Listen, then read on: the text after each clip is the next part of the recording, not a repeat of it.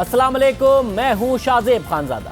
LNG case में गिरफ्तार साबिक वजीर आजम शाहिद खाकान अब्बासी, साबिक वजीर खजाना मिफ्ता इस्माइल और PSO के साबिक MD शेख इमरान उल हक की मजीद जिस्मानी रिमांड से मुताल्लिक नैब की इस्तदा अदालत ने मुस्तरद कर दी है। आज एहतसाब अदालत ने तीनों मुल्जिमान को जुडिशल रिमांड पर जेल भेज दिया है। दिलचस्प बात यह है कि शाहिद खाकान अब्बासी को 70 दिन, मिफ्ता इस्माइल और इमरान उल हक को 50-50 दिन जिस्मानी रिमांड में रखने के बावजूद नैब की तफ्तीश अब भी मुकम्मल नहीं हुई और वो मजीद जिस्मानी रिमांड का मुतालबा कर रही है। हालांकि मुल्जिमान का इल्ज़ाम रहा कि नैब 5 मिनट से ज़्यादा रोज़ाना तफ्तीश करता नहीं है और हमें गिरफ्तार कर रखा है।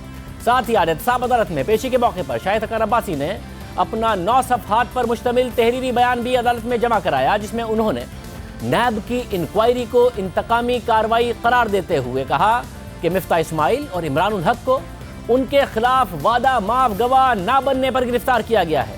इस 9 सफ़हात पर मबनी बयान में शाहिद खाकान अब्बासी ने बहुत अहम बातें की हैं। नैब के किरदार के हवाले से, हुकूमत के किरदार के हवाले से बहुत सारे ऐसे हकाइक हैं उनके बकौल जो उन्होंने इस बयान में दिए हैं, वो हम आपके सामने रखेंगे, पूरी तफसील उसके सामने रखेंगे। लेकिन पहले आज होने वाली समाअत का जायजा ले लेते हैं।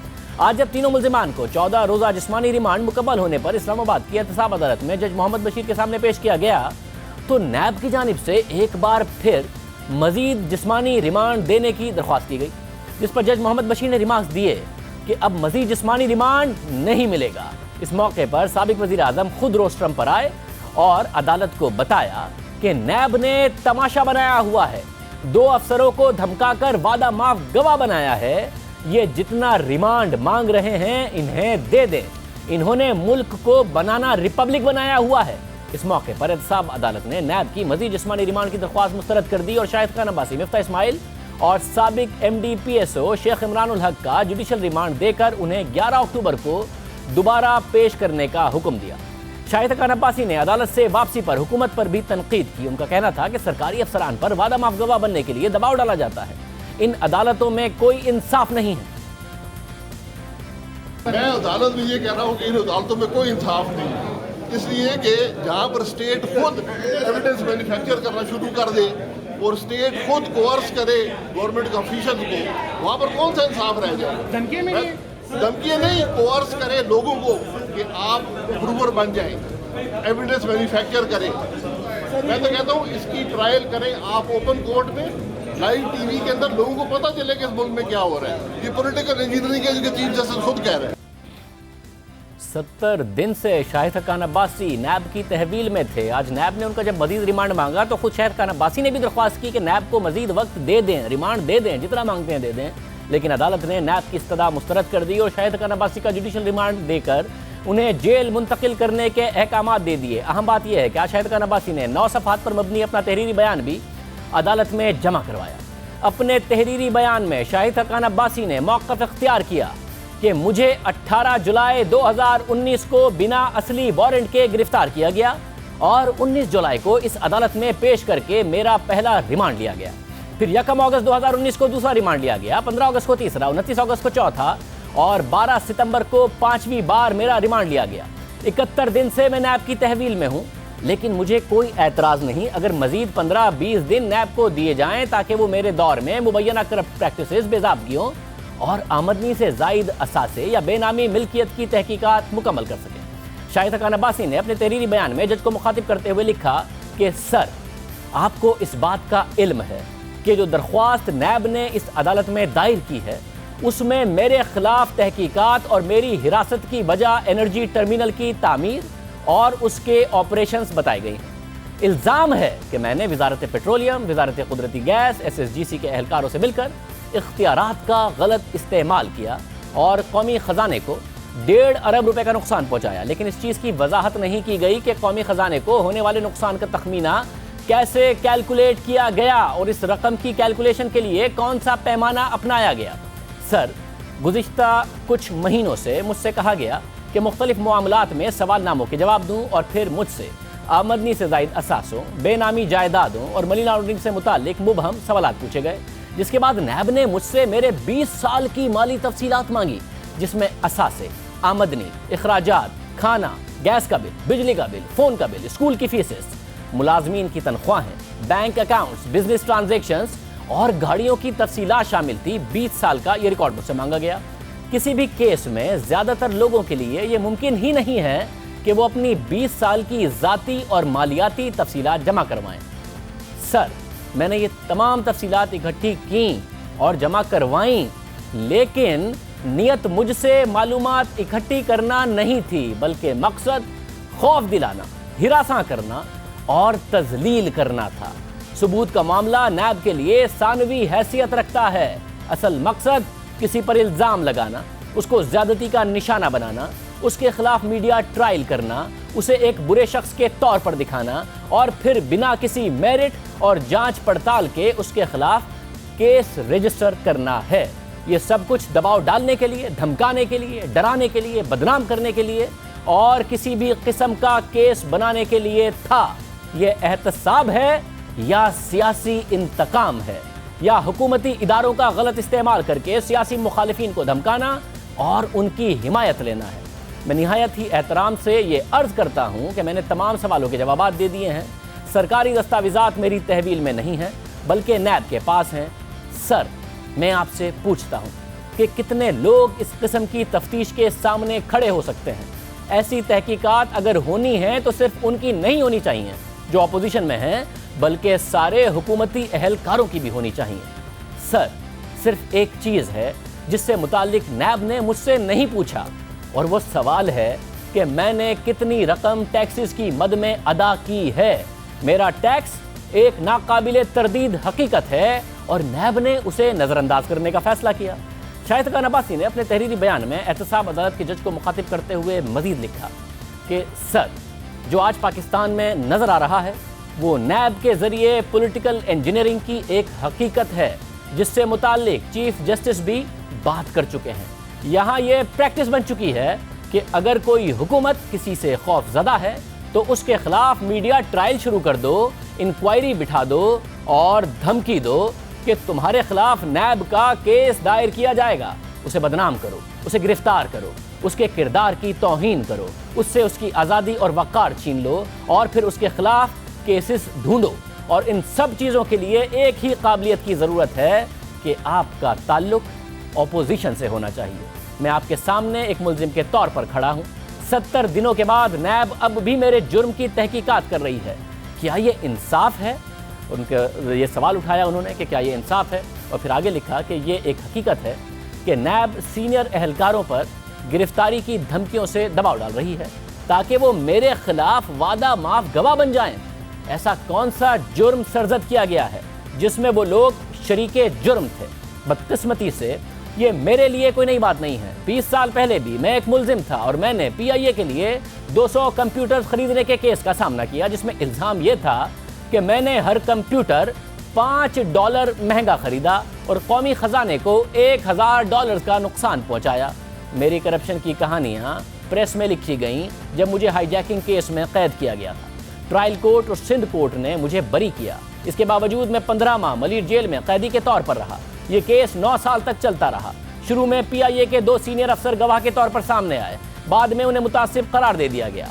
8 साल तक हम हर तीसरे हफ्ते अदालत के सामने पेश होते थे। प्रोसिक्यूशन की तरफ से कोई नहीं आता था, ना प्रोसिक्यूटर ना गवाह, कोई भी नहीं। इस अरसे के दौरान 2 जजेस रिटायर हो गए, एक जज इंतकाल कर गए। चौथे जज की मेहरबानी थी कि उन्होंने अदम सबूतों की बुनियाद पर मेरे खिलाफ केस को खारिज कर दिया। 9 साल बाद ये केस खारिज किया गया। सर, हाल ही में नैब के एक केस का 9 साल बाद फैसला हुआ है और स्टील मिल के चेयरमैन को अदम सबूत की बुनियाद पर रिहा कर दिया गया। उस शख्स ने 2 साल जेल में गुजारे। क्या नैब इस शख्स को उसके 2 साल वापस कर सकता है? क्या नैब उसकी इज्जत बहाल कर सकता है? क्या इंसाफ हो गया है? सर, अगले महीने नैब के क़याम को 20 साल हो जाएंगे और इस अरसे में सिर्फ एक सियासतदान को सज़ा हुई है, साबिक वज़ीर आज़म नवाज शरीफ को, जिन्हें एहतसाब अदालत ने सज़ा दी। ये सब कुछ इस अदालत के बराबर में मौजूद अदालत में हुआ। इस केस में जो फैसला हुआ और फैसले के बाद जज का जो कंडक्ट सामने आया, उसका मामला सुप्रीम कोर्ट के पास चला गया। इसके बाद जो कुछ हुआ, इसकी तमाम तफसीलात सुप्रीम कोर्ट के फैसले में मौजूद हैं।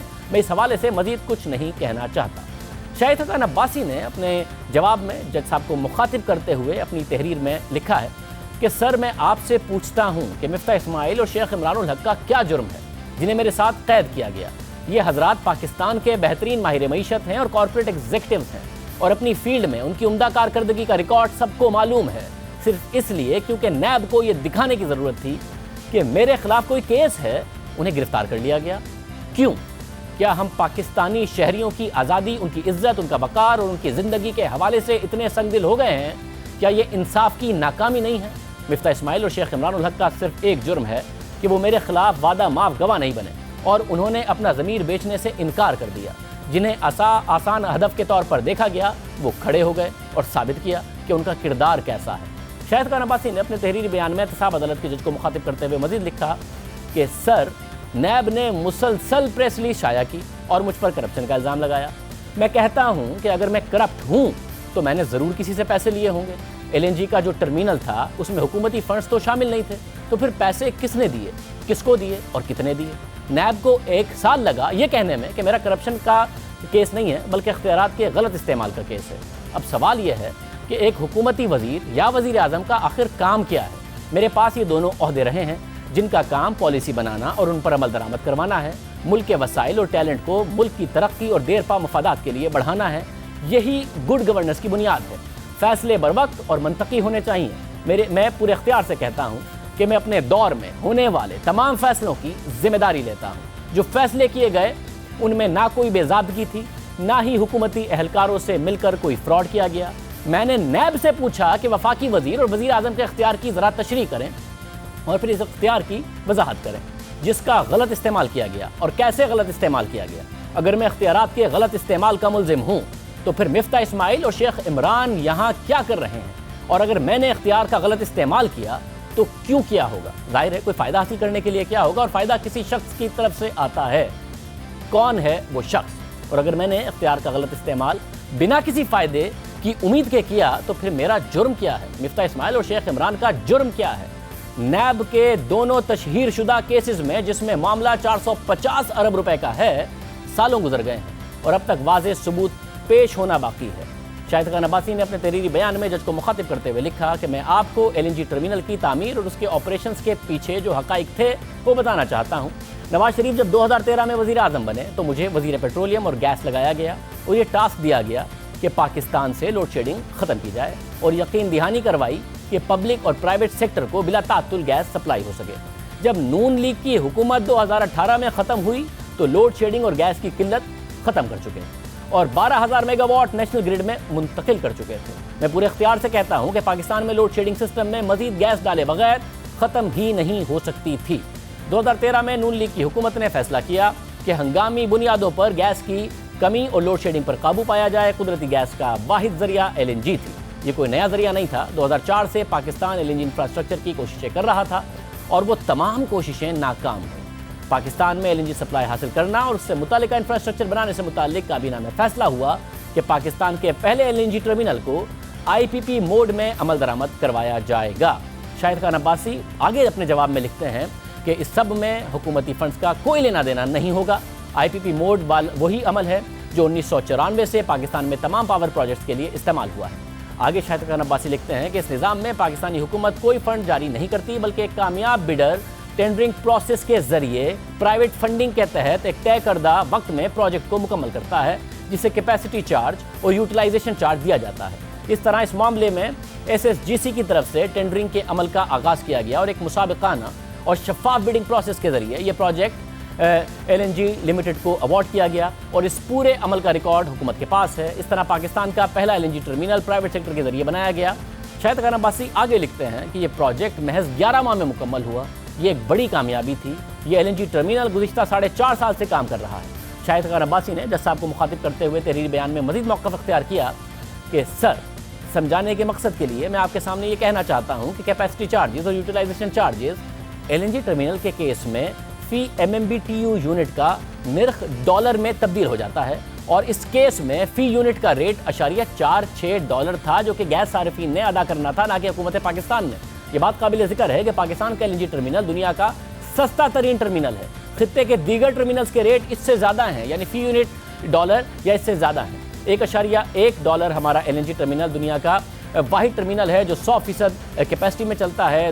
دنیا میں $1.1 کا ریٹ ہے, ہمارا 0.46% ہے. اس لیے جو سوال پوچھنا چاہیے وہ یہ کہ قومی خزانے کو نقصان کیا ہوا ہے. شاہد خان عباسی آگے لکھتے ہیں کہ سر میں کہنا چاہوں گا کہ فرنس آئل سے پاور جنریشن کا اگر اس ٹرمینل سے تقابلی جائزہ لیا جائے تو اس ٹرمینل نے حکومت پاکستان کو تقریباً 1000 ارب روپے کی بچت کروائی ہے. آپ کے سامنے جو شخص کھڑا ہے کیا اس کا جرم یہ ہے؟ شاہد خان عباسی نے مزید لکھا کہ جہاں تک معاملہ ریاستی کمپنیوں اور پبلک سیکٹر کی کمپنیوں کے اہلکاروں سے مل کر غیر قانونی کام کا تعلق ہے تو میرا سوال یہ ہے کہ میں نے کیسے ان کمپنیوں کے اہلکاروں سے مل کر اختیارات کا غلط استعمال کیا جو کہ نامعلوم ہے. سازش کیا تھی, وہ رقم کتنی تھی جو غیر قانونی طور پر حاصل کی گئی, اور وہ رقم کہاں ڈپازٹ ہوئی, اس پورے معاملے کا بینیفیشری کون ہے. صرف قیاس, ذاتی رائے اور بنا کسی ثبوت کے ممکنہ امکانات جرم کا ارتکاب نہیں, اور نہ ہی یہ چیزیں کسی شخص کی مستقل گرفتاری کی وجہ بنتی ہیں. انصاف کی فراہمی کے لیے کسی بھی کیس کے حقائق پر عدالتی اور قانونی ذہن لگانے کی ضرورت ہوتی ہے, اور کوئی قانون کسی جج سے اس کی یہ ذمہ داری نہیں لے سکتا. آگے لکھتے ہیں کہ اس کیس میں نیب کی تحقیقات میری طرف سے کسی جرم کے ارتکاب کو ثابت کرنے میں ناکام ہوئی ہیں جو فوری طور پر اس کیس کو نقصانات کے ازالے کے ساتھ مسترد کرنے کا جواز بنتی ہیں.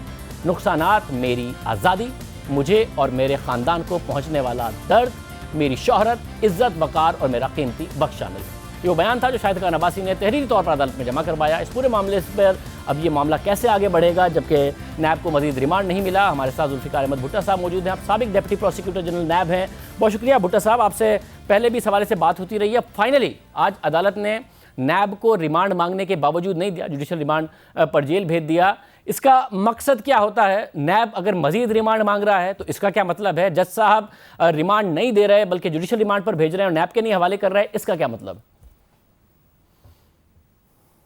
دیکھیں, اگر کوئی عدالت جو ہے ریمانڈ مانگنے کے اوپر پراسیکیوشن اگر ریمانڈ مانگے اور وہ ان کو ریمانڈ نہ دے, کورٹ انکار کر دے, تو اس کا مطلب یہ ہوتا ہے کہ وہ عدالت یہ سمجھتی ہے کہ کوئی سیٹسفیکٹری امپرومنٹ نہیں ہوئی ہے انویسٹیگیشن کے اندر, اور نہ اس بات کے چانسز ہیں کہ اگر ان کو مزید ٹائم دیا گیا تو یہ مزید کوئی ایویڈنس لا سکتے ہیں.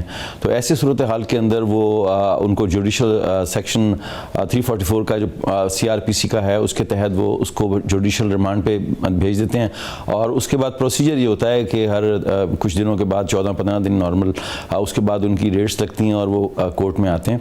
اس میں جو لا ہے وہ یہ ہے کہ اگر آفٹر انویسٹیگیشن یہ دیکھیں, چیئرمین نیب محسوس کریں کہ وہ سمجھیں کہ واقعی ہمارا فیلئر ہے, ہم انویسٹیگیشن مکمل طور پہ جو پراسیکیوٹیبل ایویڈنس ہے, پراسیکیوٹیبل ایویڈنس اور عام ایویڈنس میں یہ فرق ہوتا ہے کہ پراسیکیوٹیبل ایویڈنس جو وہی ہوتی ہے کہ جو سزا دینے کے لیے جس کی بیس پہ سزا دی جا سکے. گواہیاں تو بہت سی ہوتی ہیں لیکن ایسی کنکریٹ ایویڈنس اس کو پراسیکیوٹیبل ایویڈنس کہتے ہیں. اگر چیئرمین نیب یہ سمجھتے ہیں کہ ہمارے پاس ایسی کوئی ثبوت نہیں آ سکا, کوئی ایسی پراسیکیوٹیبل ایویڈنس نہیں آ سکی, تو وہ اس کو کیس کو 9C کے اندر جو نیب آرڈیننس کا ہے اس میں ڈراپ کر سکتے ہیں. لیکن اس وقت ان کا یہ اختیار نہیں ہوتا کہ براہ راست وہ آرڈر پاس کریں, اس کے لیے پھر ان کو کورٹ کو لکھنا پڑتا ہے کہ یہ حالات ہیں, اس کے بعد پھر کورٹ اس کے اندر آرڈر پاس کر سکتی ہے اور ڈسچارج کر دے گی وہ. اب یہ اس بات کا اندازہ نہیں ہو پا رہا یہاں پر کہ کیا جو سچویشن ہے اس وقت یہ کس طرف جا رہے ہیں, کیونکہ جو سامنے باتیں آ رہی تھیں اس کے مطابق یہی تھا کہ جی دباؤ ڈالا جا رہا ہے, دوسرے آفیشلز پہ 164 کے اسٹیٹمنٹ لینے کی کوشش کی جا رہی ہے. اب اگر 164 کے کوئی اسٹیٹمنٹ سبسیکوئنٹلی یا اس دوران میں جن کی حراست میں اگر جوڈیشل میں بھی ہوں آ جاتے ہیں نیب کے پاس, تو پھر ان کا تھوڑا سا کیس جو ہے وہ ڈیولپ ہو جائے گا, اور میں سمجھتا ہوں کہ وہ اس قابل ہو جاتے ہیں کہ ریفرنس داخل کریں. بٹ صاحب اگر جو نیب کا کیس ہے شاہد خان عباسی صاحب کے خلاف, اگر وہ ثابت ہو جائے تو ظاہر انہیں جیل جانا پڑے گا, لوٹی ہوئی دولت واپس دینی پڑے گی اگر کوئی لوٹی ہوئی دولت ہے اور اس کا الزام نیب لگا رہا ہے. مگر اگر کیس ثابت نہیں ہوتا تو شاہد خان عباسی صاحب نے تو ایک پوری چارج شیٹ کر دی ہے نیب کے خلاف, جو باتیں ان کی طرف سے کی گئی ہیں, اور وہ ازالہ مانگ رہے ہیں اس کا کہ نقصانات ہوئے ہیں میری آزادی پر, میرے خاندان کو درد پہنچا ہے, میری شہرت, عزت, وقار, میرا قیمتی وقت ضائع ہوا ہے. اگر نیب یہ نہ ثابت کر سکے, اور ظاہر ہے ایک شخص کو چاہے وہ عمران الحق ہوں, مفتاح اسماعیل ہوں, کس طریقے سے میڈیا کے سامنے پیش کرنا, کس طریقے کی خبریں, تو اس سب کو کیا ازالہ ہو سکتا ہے؟ کیا کوئی نیب کے یا کسی کے خلاف بھی کارروائی ہو سکتی ہے جس نے غلط کیس بنایا ہو اگر وہ ثابت نہ کر سکے؟ بالکل ایسا ہے. میں نے لاسٹ ٹائم بھی آپ کو بتایا تھا کہ سیکشن 211 پاکستان پینل کوڈ کا ہے, وہ انہی حالات کے لیے ہے کہ اگر فالس ایکوزیشن کی جائے کسی پہ ایسے بے بنیاد اور بدنیتی کے اوپر مشتمل, اگر کوئی کسی ایسی نیت سے یا صرف ہراسمنٹ کی وجہ سے کسی شخص کو گرفتار کیا جائے اور کنکریٹ ایویڈنس آپ نہ دے سکیں اور اس میں میلافائڈ آپ کی پروو ہو جائے, تو اس میں ان کو وہ استثناء حاصل نہیں ہوتی جو نیب آرڈیننس کے 36 کے تحت ان کو جو استثناء ہے کہ کوئی پراسیکیوشن ان کے خلاف نہیں ہوتی, وہ نہیں ہو سکتی اگر میلافائڈ انٹینشن کسی جگہ بھی ثابت کر دی جائے کہ انہوں نے کسی سیاسی مقصد کے لیے یا کسی اور بدنیتی کی نیت سے کسی کو ہراساں کرنے کے لیے کسی کو اریسٹ کیا, اس کے خلاف کوئی پروسیڈنگ کرنے کی کوشش کی, تو یقیناً لا آف ٹارٹ میں بھی ان کے خلاف ڈیمیجز آ سکتے ہیں. اور otherwise section 211 Pakistan penal code ہے, کیونکہ اس میں سزا کی مدت 14 سال ہے, لہٰذا اس کے اندر قانون میں اس آفیسر کو اگر اس کے متعلق میلافائڈ ثابت ہو جائے اور یہ ثابت ہو کہ یہ کسی بدنیتی کا نتیجہ تھی پراسیکیوشن, تو اس کی بنیاد کے اوپر پھر سزا دی جا سکتی ہے اور ان کو پراسیکیوٹ کیا جا سکتا ہے. اور ادروائز بھی اس کے اندر ڈیمیجز کے لیے بہت سے کیسز جو ہیں عدالتوں میں پینڈنگ ہیں اور بڑے ہیوی قسم کے اس کے اوپر جرمانے لگائے جاتے ہیں کہ اگر یہ بات ثابت ہو جائے کہ بدنیتی کے اوپر مبنی کوئی چیز ایسی تھی.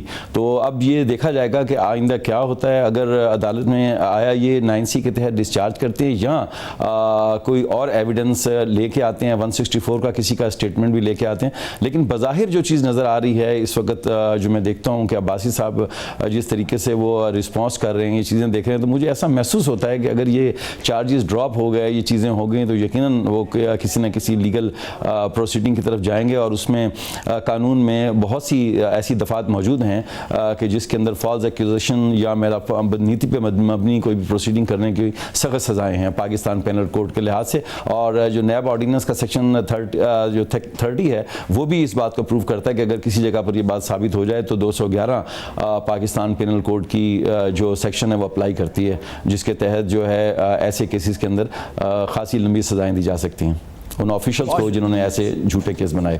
اگر جھوٹا کیس بنایا. بھٹا صاحب ہمارے ساتھ موجود تھے. اس حوالے سے ہم نے نیب کے ترجمان کو بھی پروگرام میں آنے کی دعوت دی تاکہ ہم تفصیل سے ان کا موقف بھی سامنے رکھ سکیں, مگر وہ پروگرام میں نہیں آئے. اب اہم بات یہ ہے کہ شاہد خان عباسی نے اپنے تحریری بیان میں جو LNG قطر سے حاصل کی جا رہی ہے اور اس کے حوالے سے بھی انہوں نے اس میں لکھا کہ نیب نے یہ انکوائری خود بند کر دی ہے. حالانکہ وہ لکھتے ہیں کہ نیب نے ان سے قطر اور پاکستان LNG ڈیل سے متعلق سوال نامے کا جواب دینے کے لیے کہا. وہ قطر LNG ڈیل جس کی تحقیقات نیب نے کی اور پھر خود انکوائری بند کر دی. ہم نے نیب کو لکھا کہ جی کیا کوئی ریفرنس یا انویسٹیگیشن اسٹیج پر یہ معاملہ پہنچا ہو, کوئی انکوائری کیا معاملہ ہے اس کا. تو نیب کی طرف سے بتایا گیا کہ نیب نے یہ معاملہ اس وقت انڈر پروسیس ہے, انکوائری انڈر پروسیس ہے. اب اہم بات یہ ہے کہ شاہد خان عباسی کو 18 جولائی کو LNG کیس میں گرفتار کیا گیا تھا. اس سے پہلے ان کے خلاف جب تحقیقات ہو رہی تھی تو انہوں نے کہا تھا کہ جس نے گرفتار کرنا ہے کر لے, وہ ضمانت نہیں کرائیں گے. دیکھیں میں نے آج تک نہ بیل کرائی ہے, جس نے گرفتار کرنا ہے گرفتار کر لے. میں پہلے بھی گرفتار رہا ہوں, پھر گرفتار ہو بیل کروانا آپ کا حق ہے, آپ کیوں نہیں اپنا میں کیوں حق میں نے جب کچھ کیا نہیں ہے میں کیوں بیل کراؤں. جس نے گرفتار کرنا ہے گرفتار کر لے. کوئی مجھے نہ خوف ہے ان چیزوں کا. جواب ہے جب پرویز مشرف کے دور میں آپ گرفتار ہوئے تھے اور کراچی کی جیل میں رہے تھے تو کرائی تھی نا بیل آپ؟ نہیں کرائی تھی, کبھی بیل نہیں کرائی. تو آپ رہا کس طرح ہوئے تھے؟ انہوں نے کہا آپ کا کیس ختم ہو گیا, انہوں نے کہا آپ جائیں گھر. اور اب 70 دن گزر گئے ہیں مگر اب تک انہوں نے ضمانت نہیں کروائی ہے. اس کے علاوہ جب شاہد خان عباسی کو گرفتار کیا گیا تو وزیر اعظم عمران خان نے 22 جولائی کو دورہ امریکہ کے دوران اپنے خطاب میں اس کا حوالہ بھی دیا. ان کا کہنا تھا کہ شاہد خان عباسی بار بار گرفتاری کی باتیں کر رہے تھے تو انہیں گرفتار کر کے جیل میں ڈال دیا. خاقان عباسی بار بار تقریریں کر رہے تھے کہ مجھے جیل میں ڈالو, اگر میں نے کچھ غلط کیا جیل میں ڈال دیا اب ہم نے اسے. بہرحال حکومت کا یہ دعویٰ بھی ہے کہ نیب ایک آزاد ادارہ ہے اور حکومتی دباؤ میں کام نہیں کرتا. پروگرام ایک بریک شامل کرتے ہیں, ایک اور اہم خبر اس پہ بات کریں گے بریک کے بعد.